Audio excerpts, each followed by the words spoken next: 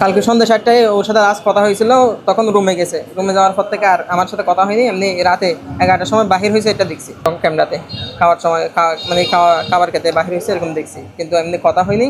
কিন্তু সকালে যখন আমরা চেক আউট করতে গেছি 12টায়, তখন দেখতেছি দরজা খোলা, দরজা এমনি চাপানো আছে, কিন্তু ভিতরে ওনার লাশ দেখতে পাচ্ছি। আর এর বাইরে আমি আর কিছু জানি না। বাট এতটুকু আমি এর সাথে হাতে থানার মধ্যে নক করছি। নক করার পর যা কিছু করার মালিক আর আমার উপরে ম্যানেজার যিনি আছেন, তারা সব কিছু করে। মানে এখানে গিয়া করছি। এখানে আমার আর নতুন করে আর কি নেই। এখানে কখন আসছে?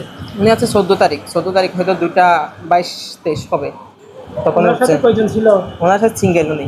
এই সৌদি আরব, হঠাৎ সৌদি আরব এটার নাম, ওই জায়গায় আসছে। আমি ঘটনাস্থলে আসছি, আসার পরে দেখলাম যে হচ্ছে একটা লাশ আর কি পড়ে আছে। খাটের উপরে একটা পা দেওয়া আছে আর নিচে পা দেওয়া আছে, ঠিক আছে। এবং আপনার যেহেতু অনেকক্ষণ আগে মারা গেছে, সেই জন্য নর্মালি যেটা একটা লাশ মারা যাওয়ার পরে যেটা হয়, নাক মুখ দিয়ে একটু লালা লালা টাইপের কিছু একটা বের হয়, সেটা বের হয়েছে। আমি সব কিছু সিনিয়র অফিসারকে বলছি, ওই স্যার তো অন্য স্যারকে, আমাদের সেকেন্ড অফিসার স্যারকে পাঠাইছে, স্যারও আসছে। আসার পরেই তো এটা তো একটু দেখলাম আপাতত সুরতালা যেই কার্যক্রম এগুলো করতেছে আর কি। এইসব বিষয় আর বাকি বিষয় মানে প্রকৃত কীভাবে মারা গেছে এটা ভাই এখন বলা যাচ্ছে না। এটা তন্ত্রের বিষয়, তন্ত্র সাপেক্ষে বাকি কথা বলা।